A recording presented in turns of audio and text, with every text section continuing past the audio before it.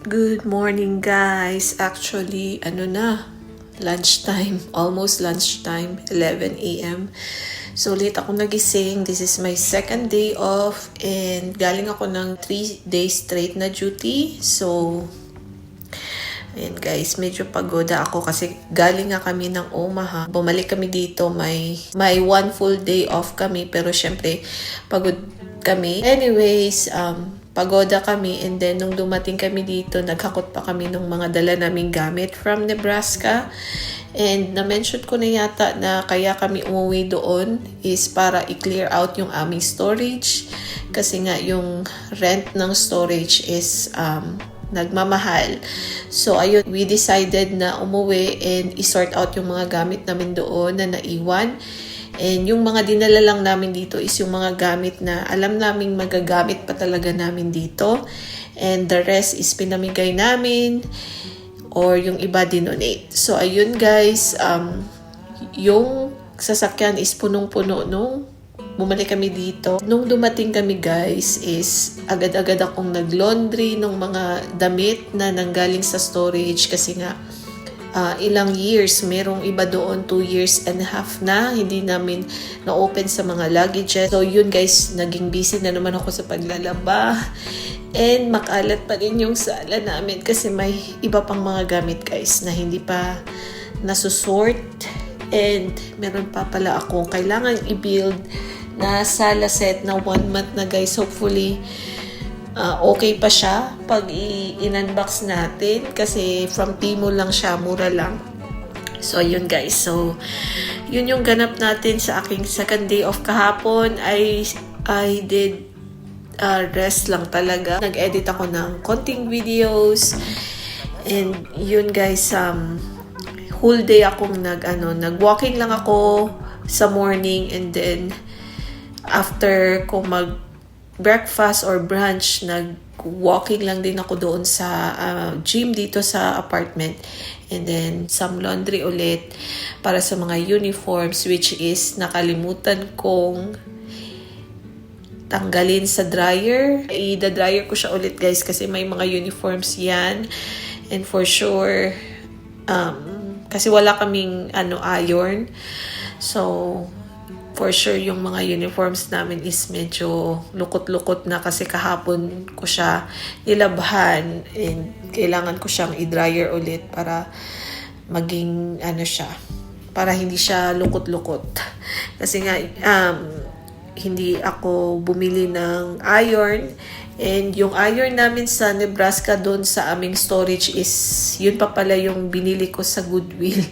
So, hindi ko na siya dinala dito guys. Dinonate ko siya or kinuha ng kaibigan ko, isa sa kaibigan ko.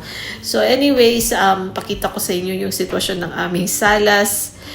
As I've said, hindi pa ako tapos sa aayos and hopefully this week or this upcoming week ma-fix ko na tong living room area namin kasi ilang months na kami dito, 3 months and hindi pa rin siya ayos guys and marami kasing mga nangyari kaya delay and na-add pa tong bike ng husband ko which is plano niyang ilagay naman sa labas. Meron siyang biniling yung parang kadena and makalat din yung kitchen counter namin guys. So, huwag nyo na lang pansin kasi magliligpit pa ako kasi nga 3 days straight tayo na duty. So, pakita ko sa inyo yung sitwasyon dito. From this to this. So, yan yung sitwasyon ng aming living room area guys. Kaya hindi ako masyadong nagbablog din dito sa apartment kasi wala guys, sabog pa yung itsura ng aming living room. Bedroom namin actually is more better kasi may foam, doon namin nilagay yung TV pero hindi naman namin parating ginagamit yung TV. But anyway, okay lang yun basta as long as meron kaming mahihigaan, matutulugan, and okay yung, alam niyo yun, malinis, okay na ako doon. Pero ito talaga, since nag-transfer kami 3 months ago, hindi ko pa talaga to na-fix. And ayan guys, actually, ito, hindi na siya masyadong maraming gamit kasi may 2 luggages na akong nalagay sa aming closet.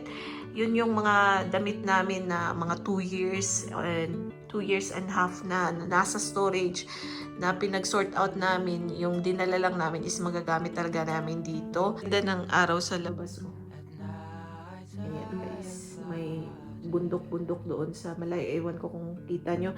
But anyway, inano ko siya guys, nilondry ko siya agad, and then yung mga for summer, nilabas ko. Yung mga for winter, after kong nilabhan at dinryer, nilagay ko lang din ulit sa mga luggages kasi hindi naman namin gagamitin yun for 3 months kasi summer na. So ayun guys, meron din kaming ayan, may printer pa, may speaker, yung mga maliliit na yan, meals na natambak doon sa storage and sa bahay ng kaibigan ko. And then may storage box pa dyan. Ako, isa na lang yung luggage, and yung husband kong magsusort out niyan kasi more on sa kanya yung mga damit na dyan. Yun guys, siya na bahala dyan. So ang gagawin ko later is ito, na ipakita ko na to last 2 vlogs or 3 vlogs na yata, na meron akong nabili sa Temu na maliit na sofa, which is ilalagay ko somewhere dito or dyan. I don't know guys, sabog pa yung utak ko. But let's see how it goes today. Sana mas marami akong magawa and ma-clear out ko. At least half man lang dito guys, para yung husband ko na bahala sa iba dyan. So ayan, yan yung ating gagawin for today.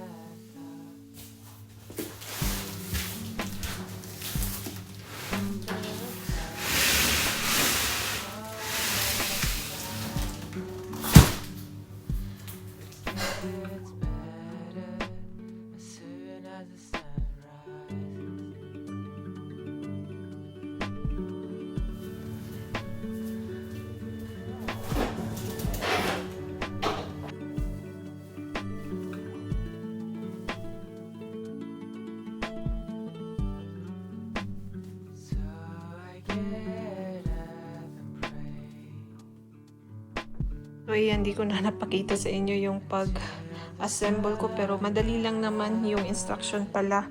Kala ko complicated masyado. So ganito siya sa likod. Yan yung kanyang harap.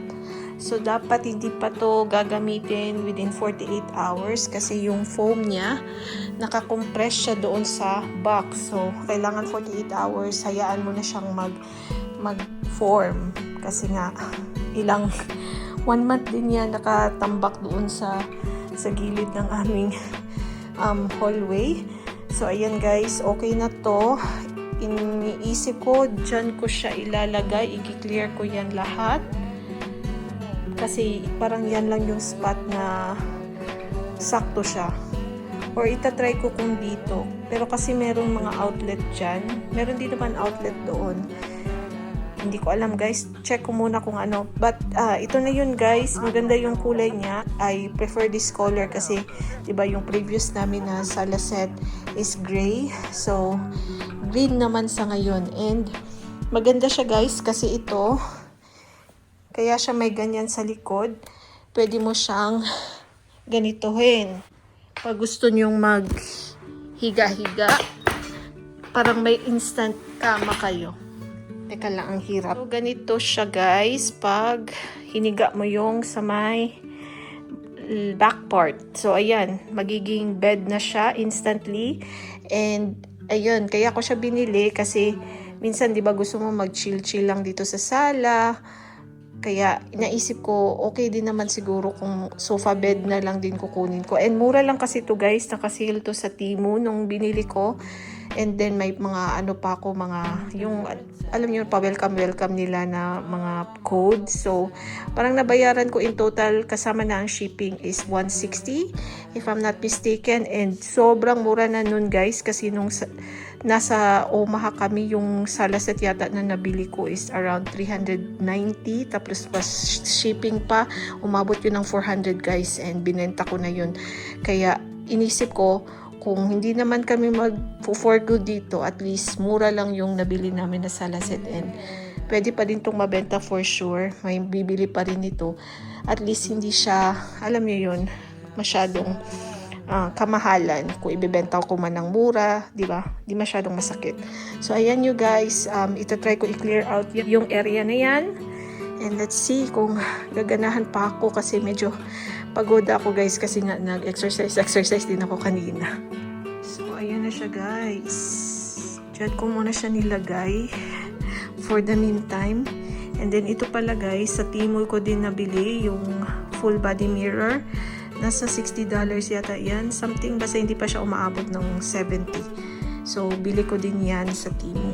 Ito, bili to ng husband ko. Supposed to be sa ano yan siya, sa gilid ng salaset.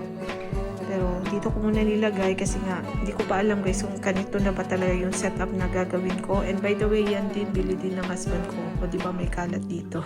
Kasi hindi ko pa alam kung saan ko ilalagay yan. Plano ko sigurong ilipat ito, may hallway sa malapit sa CR. But I'm not sure yet. Hindi ko alam guys. Basta tingnan na lang natin in the upcoming days. Pero at least nakikita ko na para na talaga siyang bahay na vibes. So, ayan you guys. Thank you for watching my vlog. Wala masyadong ganap today, but let's see tomorrow. Baka may ganap tayo. Hindi ko sure kung may trabaho yung husband ko, but let's see.